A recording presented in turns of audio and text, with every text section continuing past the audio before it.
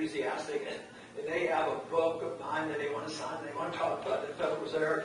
I keep thinking, and I'll ask them, the parents, and they'll be very supportive. They say, yeah, he got me interested. He made me look at those YouTubes and all this thing.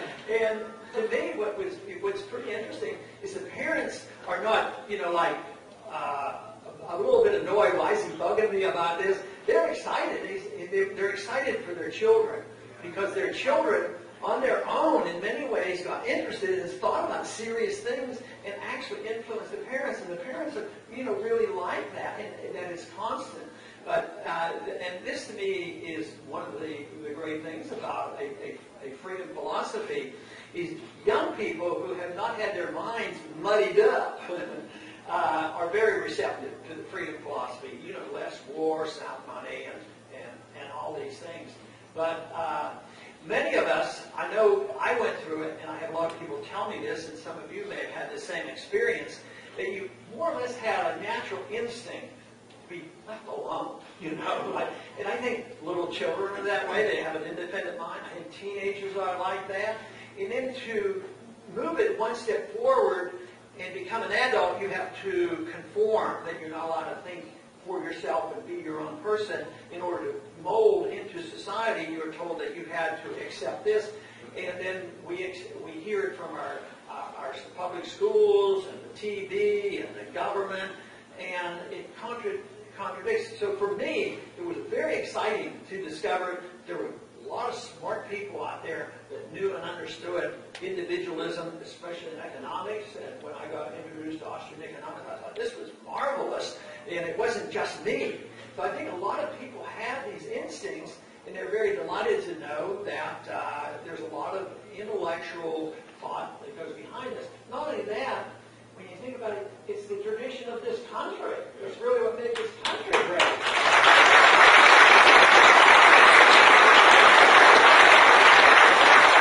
So we can defend those good traditions, we can defend our Constitution, but we also don't have to go back. We don't have to go back to the Dark Ages. That's something they'll always accuse us of. And they say, oh yeah, you want to live in the 18th century or something like this and ridicule. You want to go back to this gold standard. And you want to go back to this, all these things that fail. But the truth is we're the ones that are going forward. Everything we have in Washington,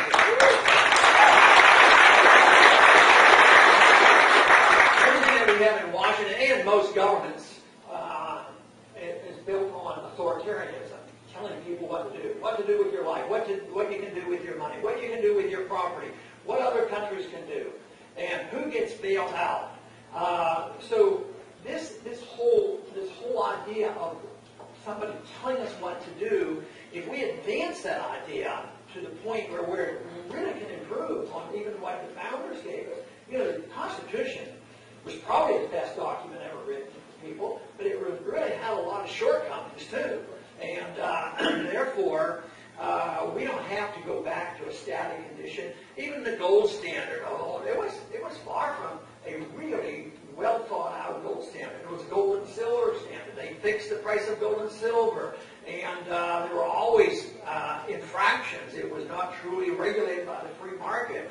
And then it invited national banks and central banks, and it was always abused. So there's a lot that can be improved if we're able to move this intellectual revolution. But to move an intellectual revolution, we have to have troops that, get more people to understand it. I don't think most people vote for self-interest. And it has to be, some people think that the main goal that we have to do now, because we're in a mess, is what we have to do is we all have to sacrifice together.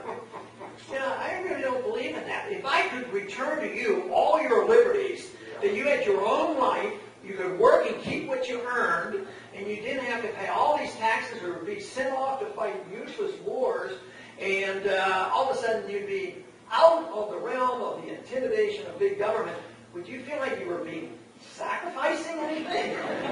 I don't think we have to sacrifice. The same way we have to reverse this notion for us to be safe that we have to sacrifice liberty. That is a contestable idea. because it's obviously been known for a long time that if you do sacrifice liberty for security, you end up with neither. And now we don't have physical security and we don't have economic security because we have sacrificed too much. So I don't want you to have to sacrifice anything. And it's not so much, you don't come out here because you're sacrificing your time and you're sacrificing. We do this out of self-interest. Not in the sense of the self-interest that you're a lobbyist and you want another big grant from the government, but you do this out of self-interest because you're not asking anything and you don't want to take anything from anybody else. All you want is your freedom back. And with that, have the confidence that it works. This is why I think we've gotten into so much trouble in the last 100 years, is we've lost that confidence as a people that freedom really is the answer to our problems. And we've gotten into this trouble because we've ignored those protections in the Constitution, and we can get out of this trouble, whether it's financial, international, or monetarily. We can get back out of this trouble by just following the rules. And the rules are very, very explicit, and this is where we're making tremendous progress. This is where the movement has changed the whole nature of the debate. In the 1930s, even in 1932, Roosevelt ran on the gold standard and a balanced budget, limited government, and he knew that was in vogue. That's what you said. But behind the scenes, in the undercurrent, guess what was developing? Socialism and welfareism and inflationism and international warmongering. And that's what was being taught in the university. So the intellectuals were laying the groundwork. So the facade was, on the surface, yes, you still believed in the gold standard and balanced budget. But then we saw what happened, and from 1932 especially up until now. But the intellectual groundwork now, thank goodness for the many think tanks that are libertarian-oriented, and thank goodness for the internet and a few other things, and so many independent-minded people, even on radio programs, and now even on TV. You know, when you look at Napolitano and Stossel, this is great stuff.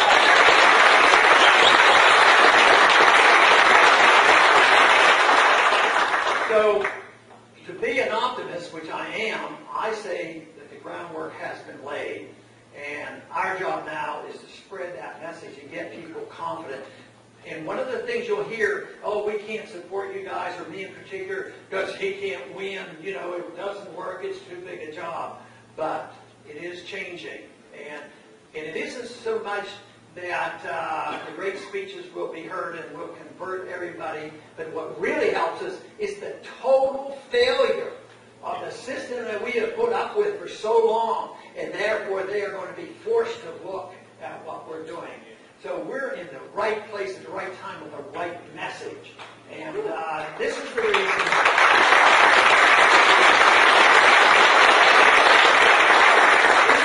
Our effort is so important. So once again, I thank you very much for participating. You give me a lot of encouragement. I hope I give you encouragement.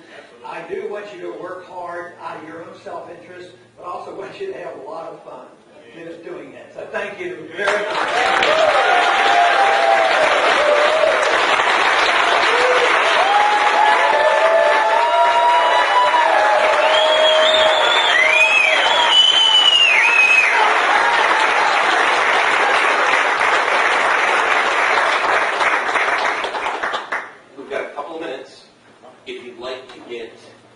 A quick picture or say hello really quickly, that'd be great. We've got a